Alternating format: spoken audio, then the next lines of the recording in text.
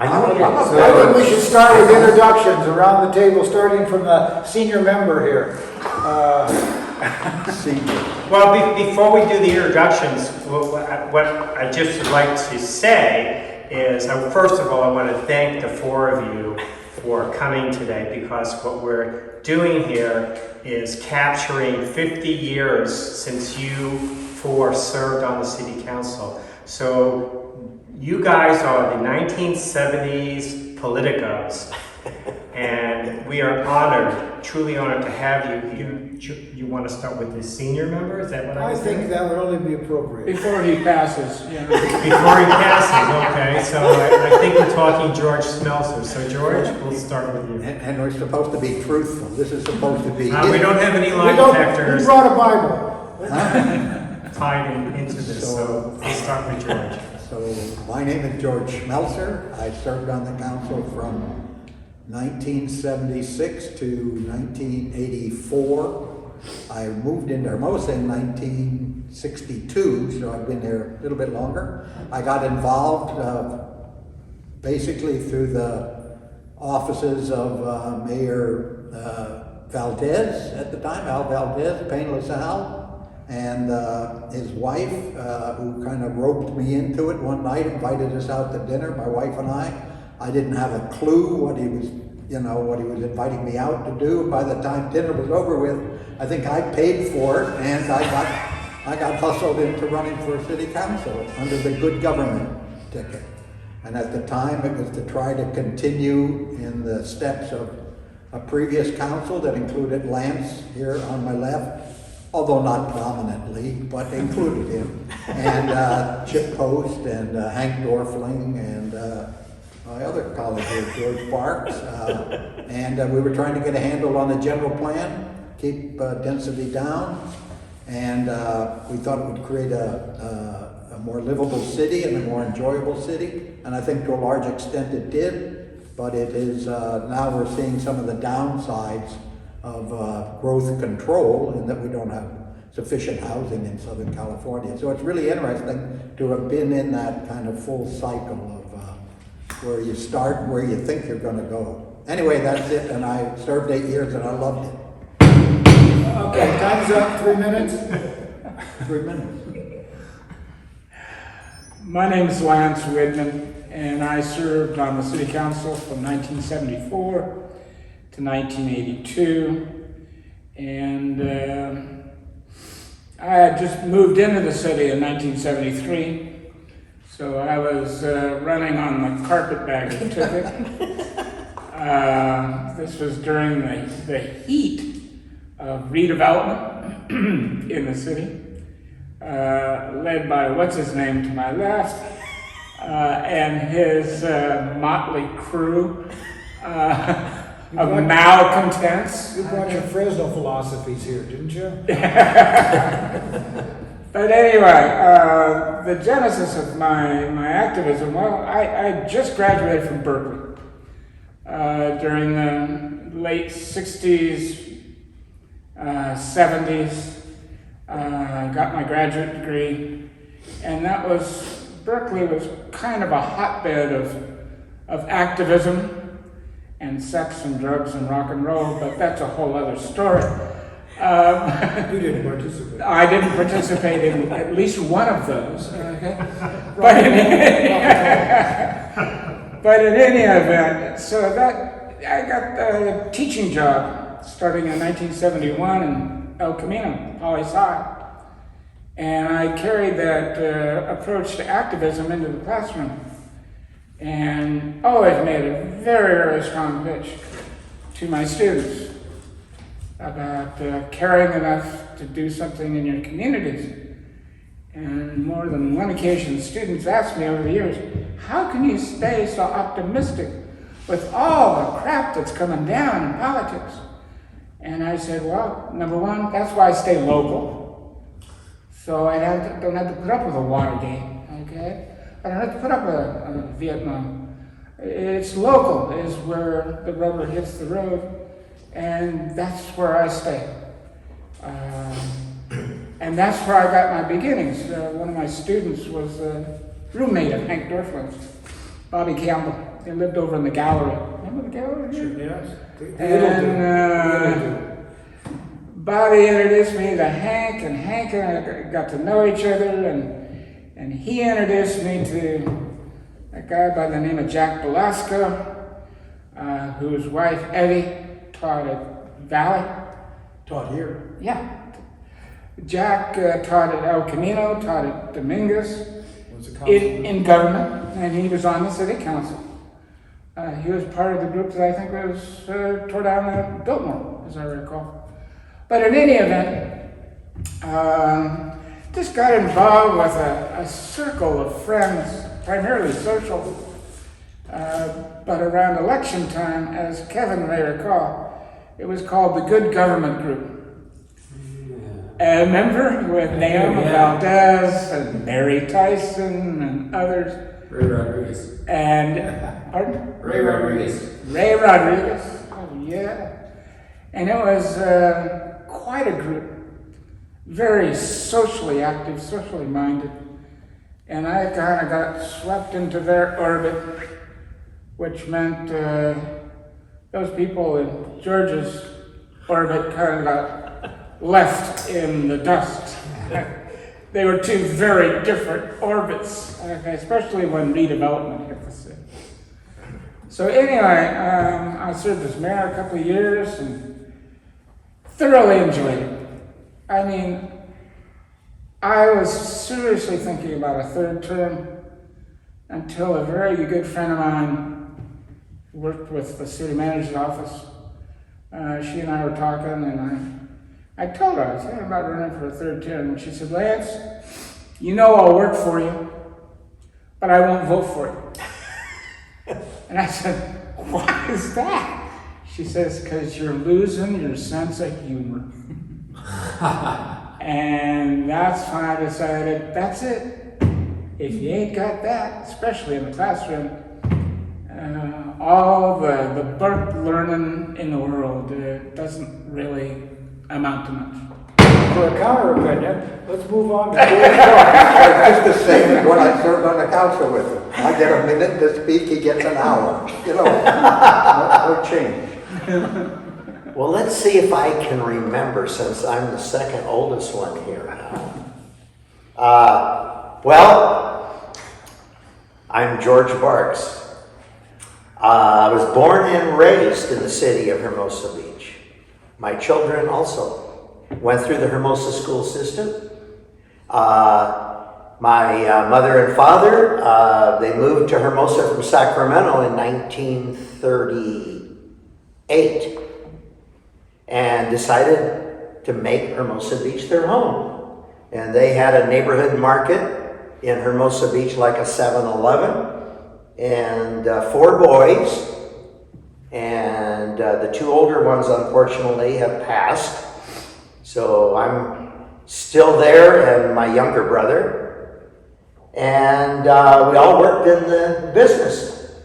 So, as Lance said, when the redevelopment issue came up, my conservative supporters, my father was a Republican, and George came to my parents' home after he went to Greece and showed us, videos and pictures, and George will tell you how conservative Mom was.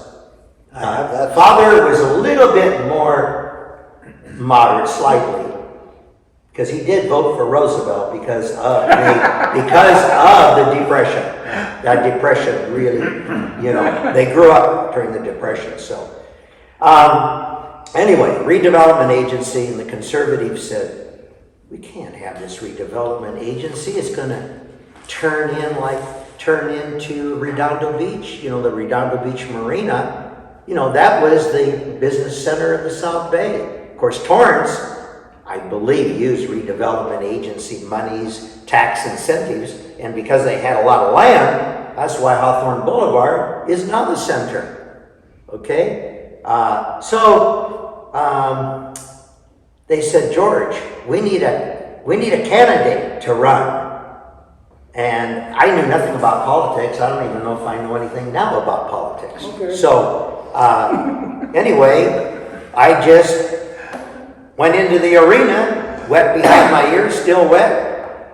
And the redevelopment agency issue is such a prime issue. And I was the only candidate. Lance and my colleagues on the council took the position. Well, we're going to put it on the ballot, advisory vote, and we'll abide by that. So Lance got elected. But I got elected. And I came in with the most votes, okay? So, and the redevelopment agency was turned down, I think, 3-4 to 1, kind of like this oil issue that we just recently went through. And so I got elected. I served from 1974 to 86. And I always tell people, and they say, George, come on, don't sound like a broken record. I was mayor in 1975, 80, and 85. Although Lance didn't want me to be mayor in 1975 because I came in with the most votes, so they made me mayor pro tem. Right here, I've got the vote count. Yeah, see? Mayor pro tem. And so it was my turn, rotation, right? Well, they sent Chip Post, who was also born and raised here. I was running an auto repair shop next to my parents' grocery store. And Chip says, I was surprised. He came to me at the end of the day. You know, why is Chip here? Chip, I gotta talk to you, George. You don't have the votes to be mayor. I don't? Why? You don't have the experience. They don't think you're gonna be fair with their supporters. And I said, come on, Chip, you know me a little bit now. That's not gonna happen. I will be fair. And I was fair. I believe I was fair. I actually cut off some of my supporters. Had Wilma Burr upset with me, remember? She turned on me. So, anyway, it was kind of like this Hanny Fanbury situation, although not exactly the same, issues. And I brought all my supporters, filled the council chambers. They backed down, I became mayor. The rest is history, right? All That's right. it? You're going to shut me up? Okay, that's okay. We'll get back to you. Okay. We'll get back to you. I guess that leaves it to me, and I'll try to be brief. George understated, my Jim Rosenberger, I was on the council from 1986 to 89. What got me there? Well, I don't know if we're going to discuss that now. What brought me to the city? I've been here 50 years. I happened to come through Hermosa Beach on an RTD bus in 1970. Had to do with the draft. Anyway, went back to San Diego where I was raised and applied for a job in a Los Angeles company that was located in Torrance. And I went to the job and I said, if I get it, where would I live? And they mentioned a number of cities, and one of them was Hermosa. And I remembered Hermosa was so strange because there was cars parked everywhere, in the center of the street, on every curb. It was just this quaint little beach town that just stood out because it was so different. So I got the job and I moved into Hermosa Beach and I've never left.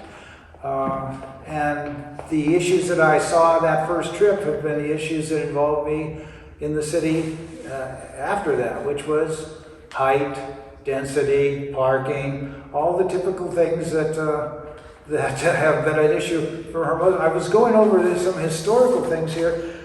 The middle 70's general plan estimated Hermosa's population to be in the future, to be between 24 and 29,000 people. It has about 18,000 now. And I'm grateful that we didn't get to that goal of 24 to 29,000 people, because it would be much less livable. One of the things that came up over and over as we were talking, density over those years, anti-density. I think she worked for Kevin. Remember? Carly Evie. Yep, Carly Evie. One of the things that came up was that, I lost my train of thought. See, that's why you're getting us now, I can't remember anything. And in the morning, too. And in the morning, too. So, anyway, it came up over and over and over again, density issues in this, and all of us were on councils that did our best to eliminate it, bring it down to where it is today. And I'm sure there's a lot of people in town today who will look at this video at some point and go, well, you didn't do enough. But on the other hand, people complained at the time that we were going to destroy their property values by limiting what they could do with their properties. And I think that the myth of that has been proven over and over again, that nobody's property values have been destroyed based on the lesser densities that we've created. And on that note, I'll leave it to... Actually, I have two sidebar questions. The first one is directed to Jim and to Lance. And is it true that during council meetings you two would wear shorts all the time? No, I never wore shorts. What was the question? I didn't hear. Would you wear... Lance would only wear OPs anyway. No, the question They were not shorts, is they the were dress code on the OPs. council at the time, whether or not Lance and Jim would wear shorts on the dais to meetings. I don't think so. We all smoked. It was an absolute cloud bank setting over Legally. I smoked a pipe. Hank would smoke cigars, and we didn't think about it at all. And when I lit my pipe, it would just be a cloud, giant cloud over it. And I didn't think we'd be able to get away without smoking, but we managed to. Were there other things that you were smoking up there, or just pipes and cigarettes? Cigars, cigarettes, pipes, anything that burned. Any illegal substances? Yeah, well, that's another story. That's for a different interview. Okay. And then my other sidebar question is for George Parks, and you alluded to this, George, during your introduction. You indicated that you were the top vote getter. So my question to you is, you apparently did that 3 times. So with that said, what do you attribute your success in getting the most votes 3 times? Well, I don't know if I got the You most. did. Or I looked 3 it up. times? Oh, you You did. did? Oh, yeah, I The did. 4th time I defeated you, but the first 3 times. Well, The I electorate think- was blind. I think it's because hometown boy, number 1. And my parents, the business, the voters knew the Barks family, that really helped. And my kids going through the school system, including myself. And at that time, the community was more conservative because we were electing Republican assembly people representing us, state senators, governors,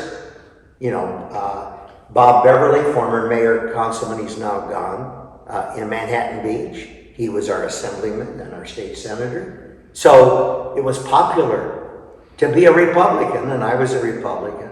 So I hope I'm answering your question. No, you did. I think it's worth noting too that of the 100% of residents of Hermosa Beach at any given election, local election, only 20% ever showed up at the polls. Yeah. So of that 20%, yeah, George did come out on top with probably 15, maybe 14% of those 20%. So 20% show in a local election is not unusual. That's very typical. In fact, that's a little high. But when you have Republicans are far more likely to win to begin with than Democrats. So would you say back in the 70s that there was a higher percentage of voters than there are today? In the local elections, do you see a drop in that number, or do you feel over the last 50 years that you've been living here that the numbers have been consistent and they remain at, let's say a 15%, 15 to 20%? I think it's been consistent, except depends on the issue. If it's a real hot issue, then you get more. Like oil or redevelopment, Right. you get a kind of a bump. Yes.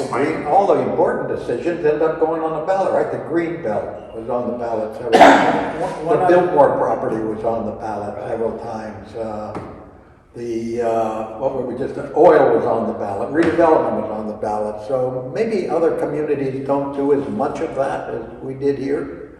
But the What do big you issue attribute is the that one that to, you were George? mentioning. Why do you think that was the case, that there were all these ballot measures that far outweighed what other cities in the South Bay? You didn't see that kind of movement where ballot measures were being put on the ballot. I mean, I can recall they put the bike path, whether to put a bike path on the beach as a ballot measure. Term limits, I don't know how many times that's come up for a ballot measure. So what do you think it is that goes on in this community that is causing all these ballot measures? I think size has something to do with I it. You agree. have, 1.2 square miles.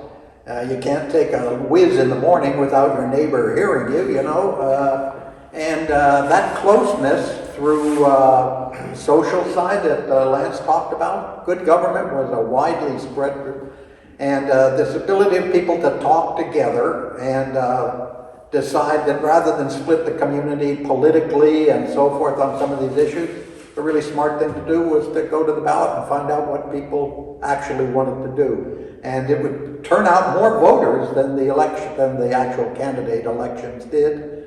And so I'd attribute it to a moderate political viewpoint shared throughout the city, and then the fact that it's so small, people got to know and their neighbors over the backyard and so forth in a way that's very hard to do in Redondo Beach, where you've got miles and miles separating people, different camps, different points of view, different interests and so forth. Whereas in Hermosa, I think it's a more homogeneous set of interests if you were to interview people. And that came together for voting. But I'd like to add that Redondo's putting more ballot measures on now, so is Manhattan Beach. I think a lot of it is because in this city, it's been more times than not, just like the nation, 50-50. And you get people coming to the council chambers testifying, we don't support this, we don't support that. And the council feels like, I don't really know where they are in the community. So Put it on the put it on the ballot. And to speak to George's point there, I was looking up recent past history from the Daily Breeze, and within 8 or 9 years, we had 7 elections regarding the Biltmore site. So that's an indication of the one little piece of property here that which the community could not come to an agreement on, and there were many options that were presented to them. In terms And one of them failed on the basis of a single vote that was contested and then thrown out. So it produced a tie, and there was no development of the Biltmore site. That one vote was a council person who voted outside their precinct, and the vote was thrown out, if you remember, ended up with a tie, which meant the vote failed. So I don't remember who the council person was. Yeah, I don't either. That voted outside. Tony DeVillis. Tony DeVillis. Voted outside his He let it precinct. slip in a bar that he had voted outside his precinct. He had moved, is the reason. Right, Voted he had in an moved. old Yes. precinct. Right, he became planner over in And if Inglewood. he hadn't said that, there would have been no court case, and the Biltmore would have been approved. It would have The been. hotel would have been approved. I don't know if it was developed or I don't remember which way it went, but it was because, Well, the hotel was blocked because a tie went to the status quo. And if I'm not mistaken, you would know, Jim and Kevin, those votes on that Biltmore site were always within 1, 2, 5 votes. It was that close. The community was evenly split on whether they wanted another hotel there or not. well, now we have one on the wall of the beach. So we'll have it. I have to say something about Go ahead. Lance. He would not wear a tie, but we made him wear a tie, and he still would wear his OPs behind the dais, but he did put a tie on, remember? Jim, you want to tell us about your shorts at a chamber function? Well, it did say black tie only, and as I recall, the fancy T-shirt that I wore had a tuxedo vest and a tie on it, and was celebrating the 75th anniversary of the city of Hermosa Beach on the beach property, in which I thought was only appropriate that I should attend. It was on the Biltmore It property. was on the Biltmore, well, it was out in front of the Biltmore site on the beach. Okay, it was on the beach. And I was removed from the premises that day, which caused me to have to sue the Chamber of Commerce to get my money back for evicting me from the And the cost of the t-shirt. city property. And why did they evict you? Evict you over what? The T-shirt, Oh. the tuxedo T-shirt I had Oh. on. And the shorts that went with it. That's the only time I wore shorts. Okay. Let me ask Jim, who were some of the favorite people that you had to interact with that you really didn't get along Oh, I can't say any names because, of course, we don't want to be. You can use initials if you'd like, or first names only. How many are still with us, Jeff? Fortunately, they're not many. How many are still with us?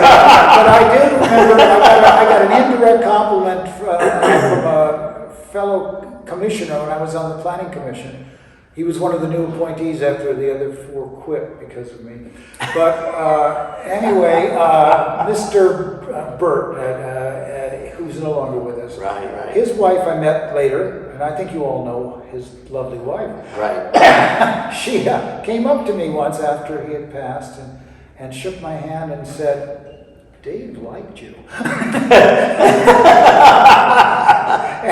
It was, I didn't know what to say. I was just totally aghast. And there was one council person who actually was supported by many of George's supporters, who, upon being elected, invited me out to dinner with my wife. And I thought, wow, that's really something, because he'd said some pretty nasty things during the campaign and so forth. I thought that was great. And so I said, well, but my wife and I just went to some place in Hermosa Beach, a restaurant that we really liked. Why don't we go there? And he leaned in, he said, we can't go anywhere in Hermosa Beach. We have to go somewhere outside of Hermosa Beach, because if my supporters see me, they'll have my hand. For me, the parade of antagonists is fairly lengthy. And continues to grow. They're still walking out there. A lot of it had to do with redevelopment, because I got hooked in with the Good Government Group. Nemesis. Feelings have run pretty deep. I don't know if they do today, but a couple of years before the pandemic started, there was a discussion about one-waying streets in the north end of town.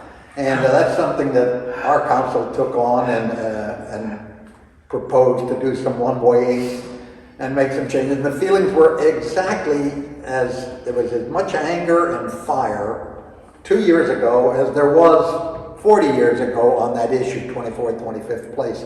I came home from the council meeting where we voted to test it for 6 months, see how it worked out, because people were painting this. Kids were going to die in the streets. They were going to have to get new mortuaries to handle all the kids, because of the traffic change and so on. I got home and my VW bus was on 4 flat tires. Not from the tread, but from the sidewall. I never did find out how that came about. And but so feelings were held pretty strongly and pretty deeply. And so I wouldn't be surprised at anything anybody said, having had something like that happen to me. It doesn't happen by accident. George introduced me when there was a Bob's Big Boy in town. The kind of good things that came out of serving with George is I used to meet him at the Bob's Big Boy, and one time he ordered a Bob's Big Boy sandwich on whole wheat toast, and that sounded disgusting to me. I just couldn't imagine why you would ruin a good hamburger with whole wheat toast. But I tried it, trying to create good feelings between them. And now, if I ever see a Bob's Big Boy, the only thing I'll order is a burger on whole wheat toast. So we did a lot of meeting beforehand. We got to know George very well. It was at a League of California Cities meeting up in Sacramento, mayors and councilmen's meeting. And it was, you have all these seminars during the day, then you have free reign at night. And so Mary Tyson and I hooked up with George, and we decided to take him out drinking, which for George that meant, lemonade, Coke, Gatorade, and he developed this liking for OJ and vodka. And we went the whole night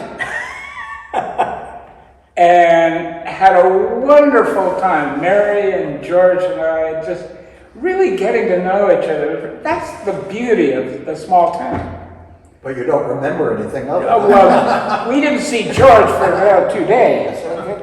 Well, George was in the car industry, so no doubt when you told him it was a screwdriver, that was the drink he was going to order. Plus, that was Governor Reagan's favorite drink, remember? Somebody like that. But Chip started really working with George on some issues. Right, he did. And I've always admired Chip when he was on the council and afterwards. And I guess I kind of patterned some of the way I handled myself the way he did, which was to at least try for a while to work with your fellow council people before you give up. And I had probably had more disagreements with Lance than with George over time, but we were coming at each other in different ways, but we differed. But been able to stay good friends all through that and socialize and so forth. Same with Hank. Hank was a very conservative guy when he got on the council. But conservative or not, he was behind some of the most progressive stuff that took place in town, I think. The two of them did a lot more study than other members of the council and proposed more than other members of the council, and where the other members of the council were more in a consideration of things. George and I kind of looked at stuff as it came before us. Lance and Hank were out generating new ideas, new ways to look at this, with parking meters and a whole variety of other things. So it was a pretty good council in general, I thought. And I would have run again, except I'd been working all through that time, raising a family, 3 kids and a wife and so forth. And 8 years really can take a good deal out of you. So had it not been for that, I would have run another time. I found it very rewarding experience in spite of, and sometimes because of, the people and events that took place while I was on with them. And we accomplished a lot, I thought. If we could put the 4 of you in a time machine and put you back to the 1970s, and you had the opportunity to do a do-over on a vote that you did or an action that you all took, what might that do-over be? Boy, that's a good question. That's a For me, tough it's question, easy. Howard. It's easy. It's something that this was one of the benchmark differences that emerged between George, me, Mary Tyson. You know, it was, and Edie Whitman. It was over affordable housing. And you talk about coming up with a kind of an off-the-wall plan that Hank and I had heard about. This was the era in the 70s of condo conversions. Mm-hmm. And they were absolute cash cows. Because you get these cheap apartments and convert them to condos and sell them for hundreds of thousands. And so Hank and I came up with this idea, well, if the developers can make that kind of money, then the developer has an obligation to share and make units available at no cost to the city for affordable housing. And of course, we always said for the disabled and the seniors. Nothing racial in there. That would never have flown. So we made that as the pitch. And we worked at it. God, we worked at it.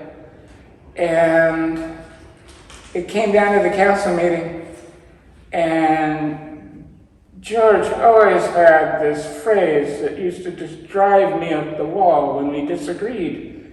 And he would say, well, Lance, any reasonable person would, and I go,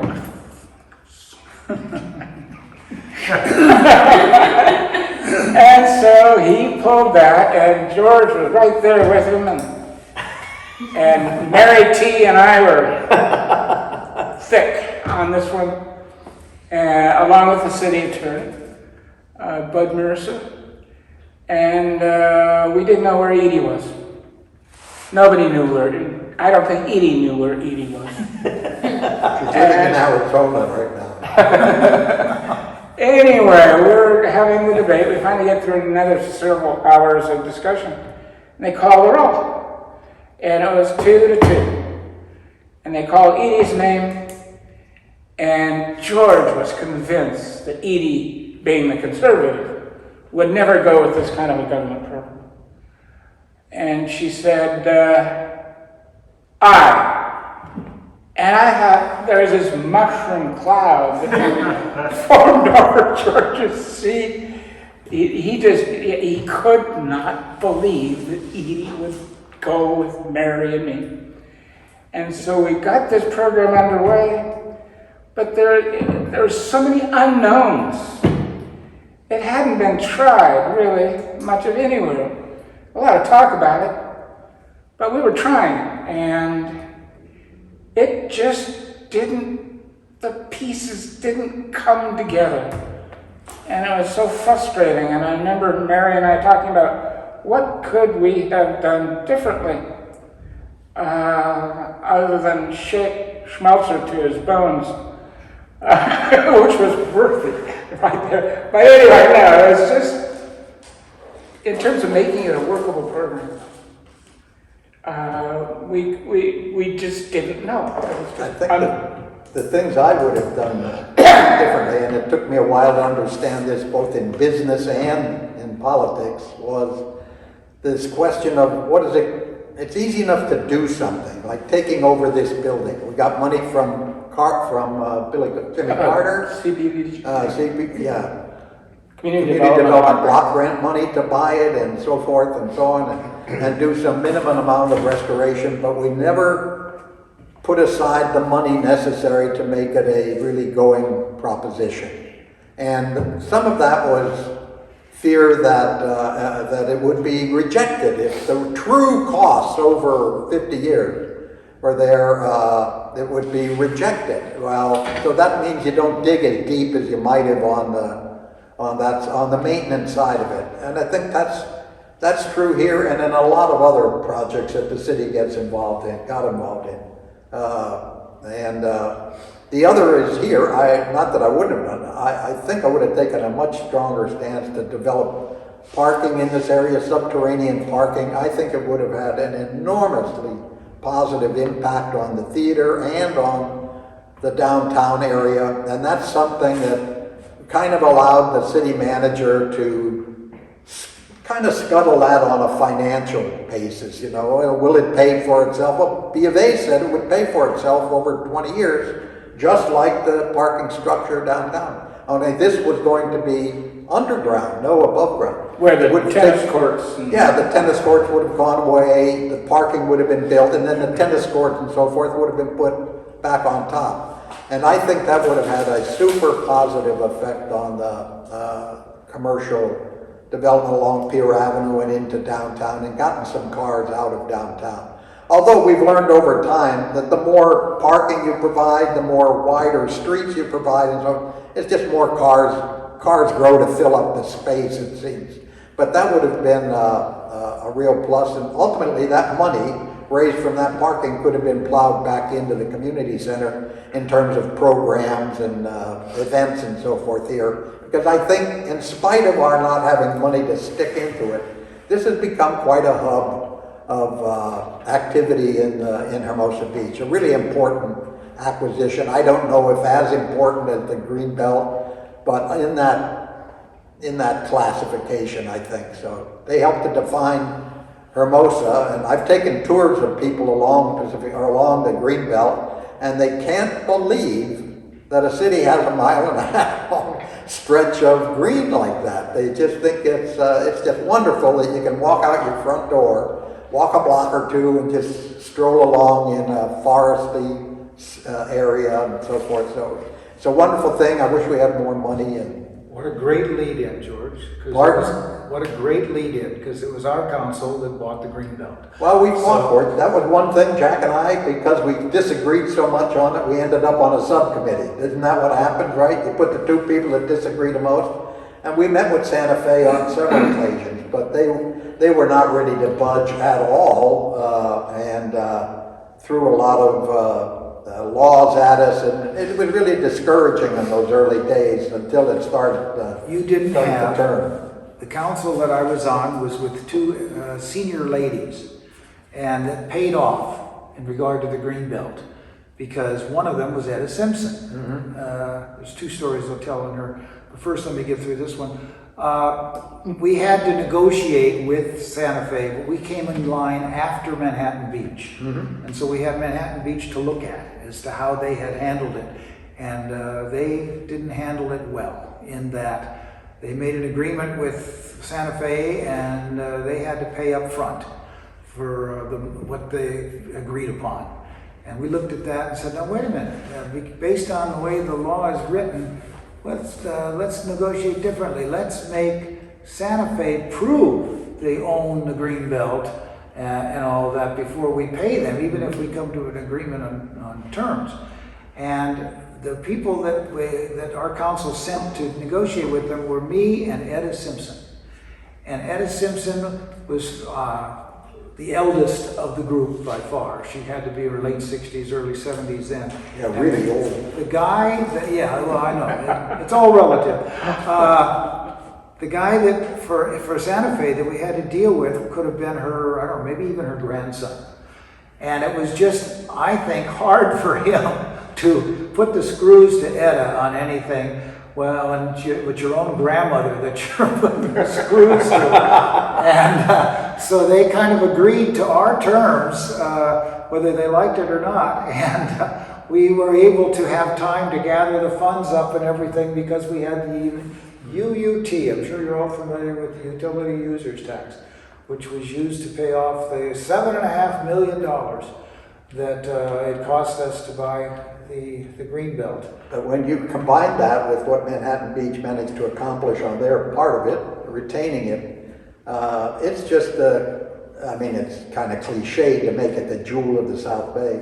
But for many people, it is, it makes the difference between whether they're going to enjoy living here or going somewhere else. It really breaks up the scenery. It moves people around in a nice way, and not on a car, not on a bike, not on a scooter, but just using their feet. So I'd put that really high on the list.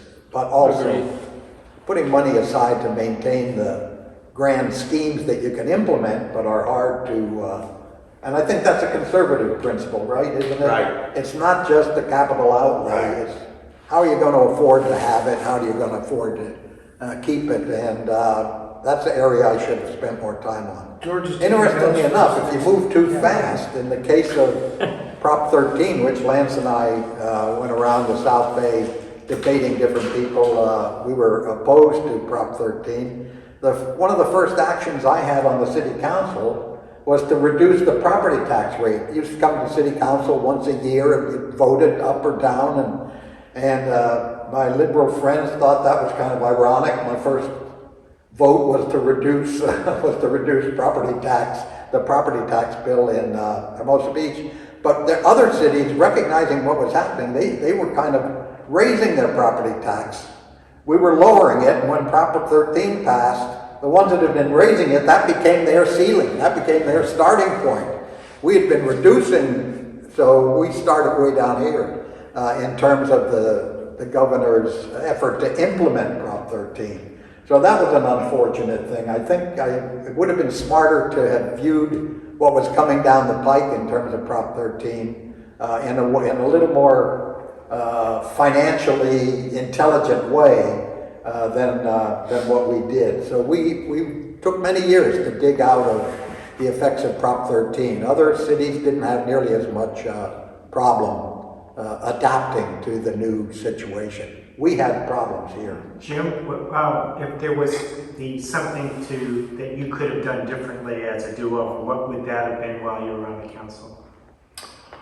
In a lighthearted vein, what I would have done was, we had, of course, bringing up Etta Simpson again, she was a environmentalist to the extreme, and one of the things that Etta did without consulting the rest of the council was to, there was a fund for saving the mountain lions.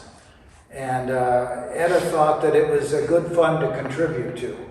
And so she made a contribution to save the mountain lions and put it in the name of the city of Hermosa Beach, which later came back to us as some action that had been taken without council approval. And of course, it was like, well, why are we saving the mountain lions here in Hermosa Beach? There's so many along the green belt, you gotta be careful. I tried to lighten the mood by saying that maybe, Etta, we could get you to go along with saving the sea otter, since they are more likely to find their way here than the mountain lions, and they're not as vicious. But I couldn't get a majority council vote on that either, so I guess we just simply left the mountain lions alone. But if you take all the right, left, and center, it's hard for me to imagine that the city would be, other than for the build-out of property, that the city would be significantly different than it is now. So many of the councils worked to try to come up with solutions that were generally popular in the community. And although it may look like they were shoving things down people's throats, I don't think that ever was really the council. Any of the 8 years that I was on, the first thing was to try to figure out what people wanted, what they wanted, what could we do. So I don't think there would have been hugely different outcomes. This building would have been purchased by a conservative city council. All they needed was one guy to recognize the value of the building itself. I don't think the Biltmore would go today. It would still be standing there. People would see the value of it in a way that they didn't back when it finally was turned down. So, yeah.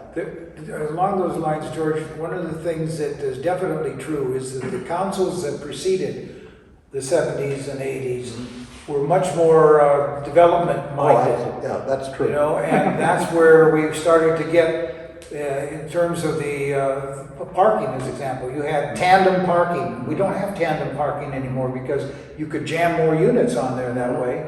There's no doubt about that. We only had, I think it was 1.5 to 1 parking spaces per unit. It's now up to 2.5. We had a 45-foot building height that's now down to 30. Right, so between 72 and 2020, that's an area where there was much more agreement in spite of all of the public kind of hollering at each other.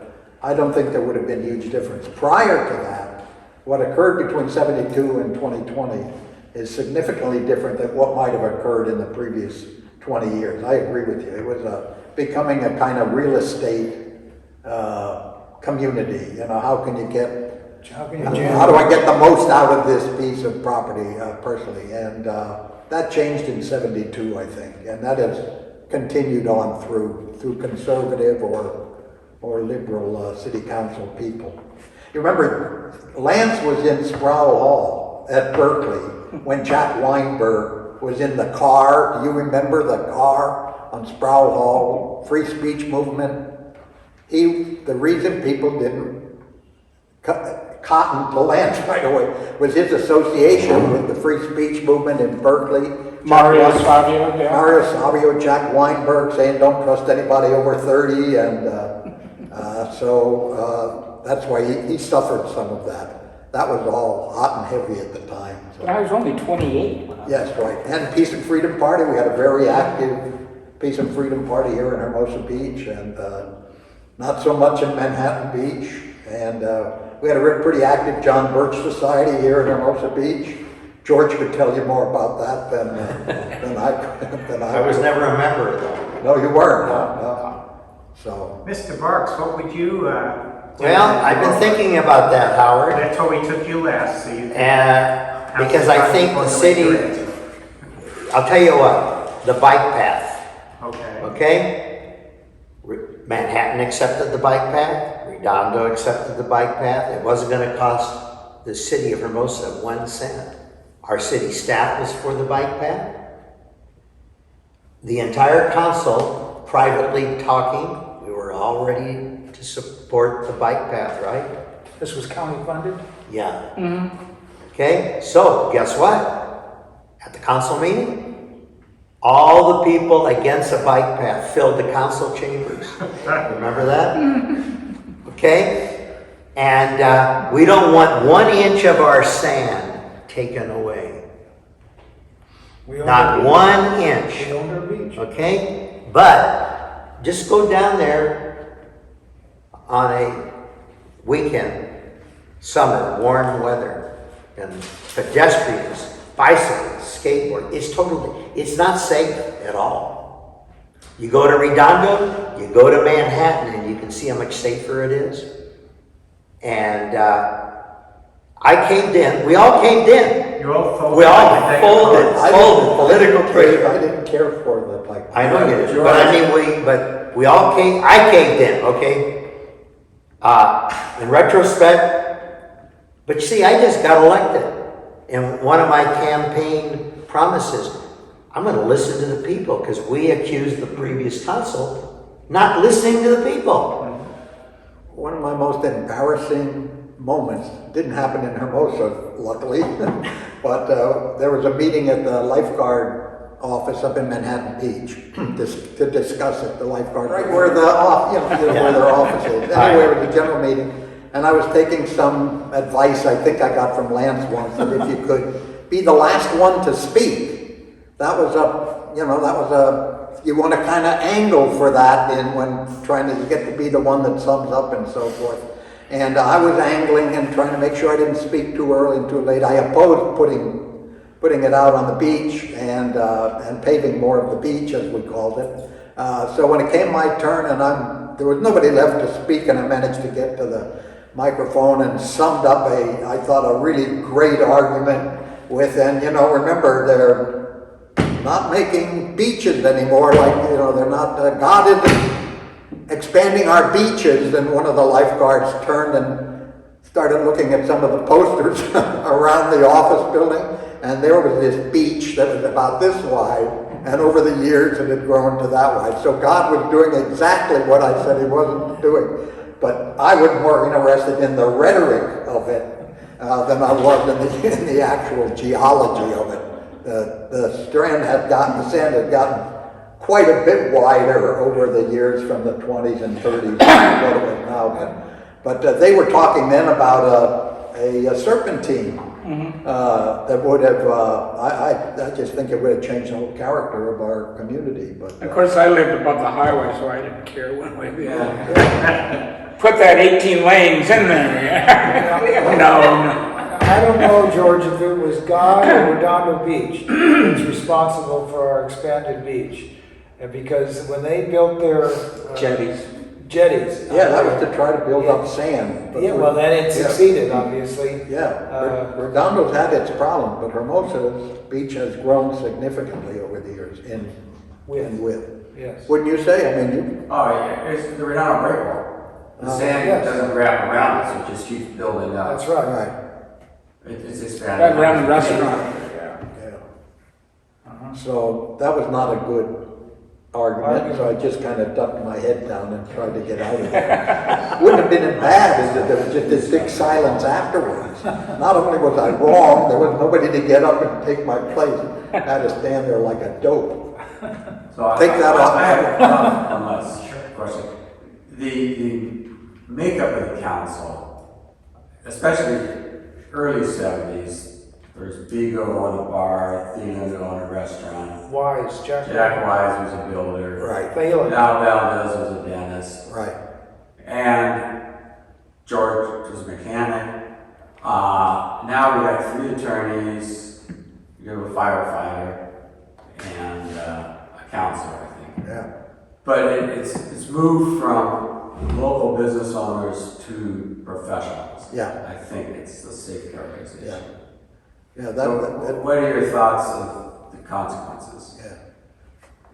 Well, the consequences, I don't think that, if I'm understanding what you're saying, is that the value of property in terms of the profit that you can make in investing in property and the growth of property values, I don't think that's been the sole consideration of the city council. They've tried to look at other aspects of life in Hermosa, just quality of life issues that may knock heads with return on investment. So I think the current council, and have for quite a bit of time, been more quality of life experiences than they have been return on investment. And some of the great returns on investment came almost accidentally as a result of trying to put a lid on development. Supply and demand came into play almost accidentally. Nobody would really talk. Chip used to talk about it. He kind of foresaw what would happen, but yeah. So I think it's quality of life stuff that is put on the forefront, and return on investment is not the top item on the agenda. Just somewhat along those lines, when I moved into town, I was able to get me a small house over a garage, a block from the ocean, 1 bedroom, but it was a separate house at $150 a month.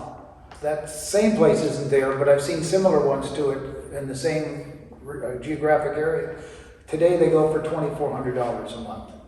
So it's a considerable increase, not just due to inflation, I don't think, but the whole idea of the beach as to how people view it and value it, I think has definitely changed.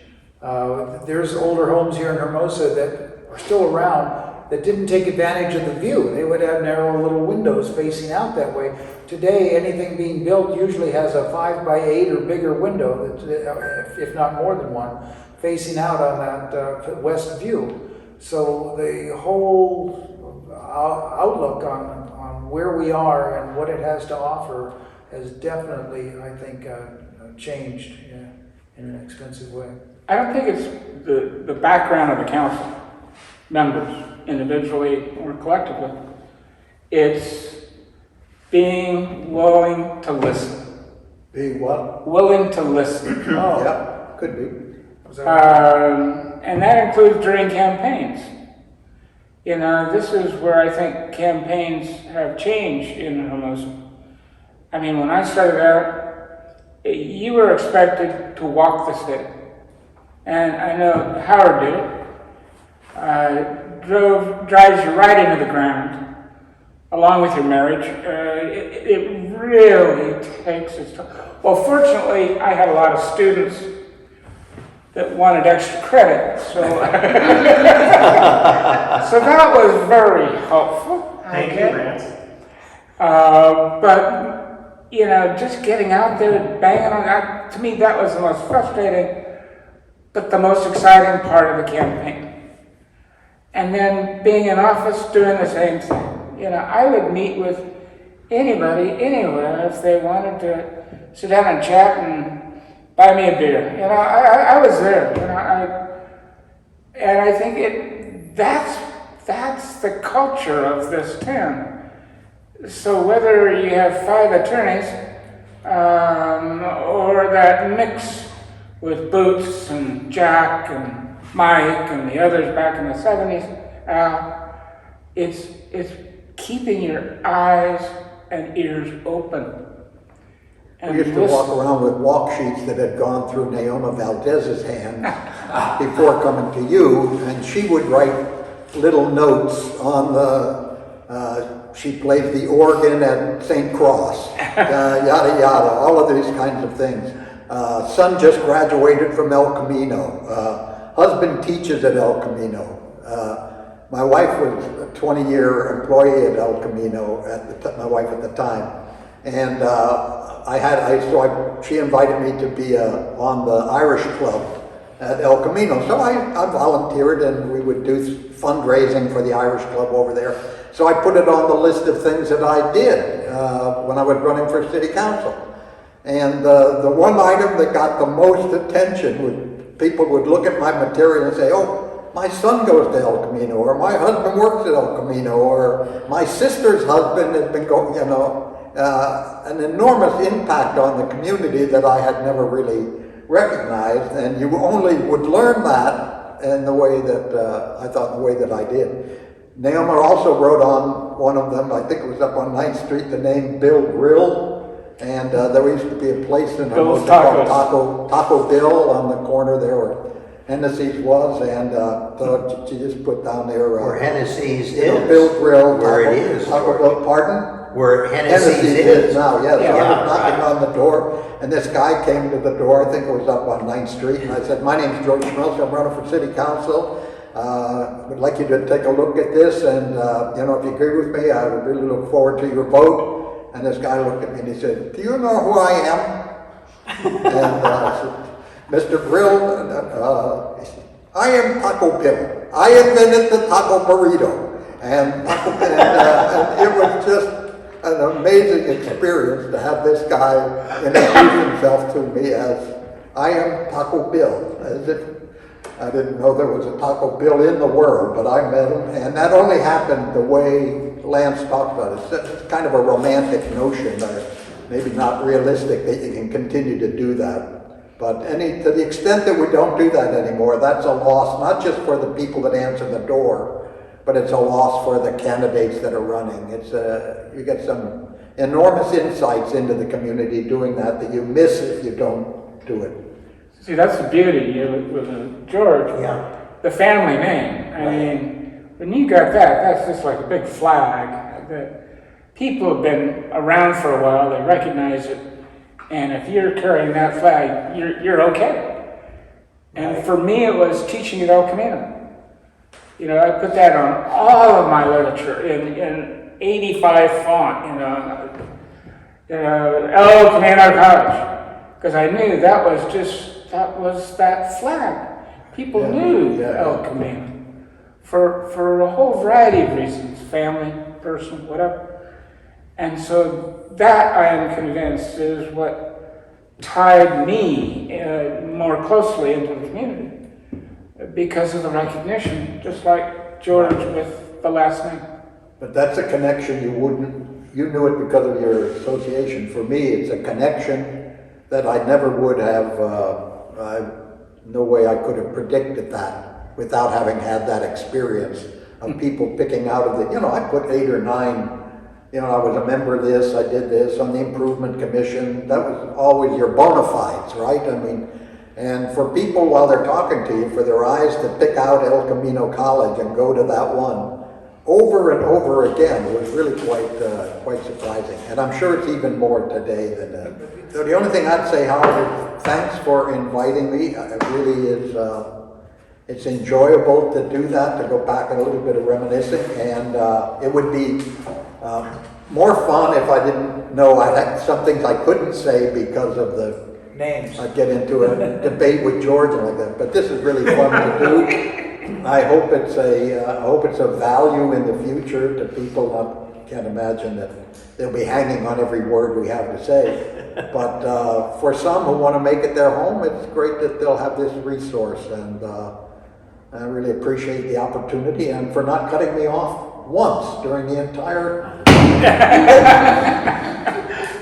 I think the beauty of this place, and it's always been that way from the time when I was going through my divorce and moved down here and found a place over on Manhattan Avenue that's still there. I know. 712 with the little seahorses. God, what a dump. But it was home. And that's where I started making the acquaintances with like I said, Hank and Jack Velasco and Evie and Naoma and right on down the line of people, Chip. It's that sense of family. It really, I say that in a kind of a romantic way perhaps, but there's always been that closeness, even with council members that I don't feel particularly close to or friendly with. We're still in the same community. You can go down the street. That's why I like going to like the museum mural, and it brings back the memory of where we had the dinner. That was a land swap we did with Jack Weiss. I don't know if you know that. Yes, the Loretto Plaza. The Loretto Plaza. land swap, yeah. Where you meet people, you see friends, and there's just that sense of, this is one really neat place that I thoroughly enjoy. All right. Well, wait a minute, I'd like We to say, know I'd like to say something. our closing favorite Hermosa points. Well, I thoroughly enjoyed being on the city council and representing, the citizens of Hermosa. And I want to thank my colleagues. I believe, and maybe I was somewhat responsible for this, I never hold a grudge. I always listened to them, and I compromised when I felt like I could with my supporters. And they became friends. George Schmeltzer here, he and his wife, when I got elected, I'll never forget, they came to my, election party. I'll never forget that, George. And I know he didn't vote for me, his wife didn't vote for me, and that created a bond and friendship to this day. It's supposed to be a secret ballot, George. Jim, anything you want to close? No, I think they've covered most of it. I think the best part about Hermosa is its size and the fact that on any given day, you're going to run into friends or non-friends, I guess you'd call them. Like today, this morning, Kevin, I've already seen Kevin. I forgot to remind him to come here today, but here he is. You just don't know. And that kind of fact that you're not segregated but one end of town or the other because of it, I think does a lot to bring people together. And then with all the different things going on, the murals is an example that has done a lot to bring various strains of the town together for the dedications, for the funding, for the gatherings of one sort or another associated with them. I think that that's been a good example of the pluses of the little town like this. So. And the events here at the museum. Yes, also. yes. That goes without saying. But we'll say it anyway. Okay. Kevin, you're holding on to your age very well. You really look good. From a distance. Is it the surfing? What is it? It's worried. It's a worried guy.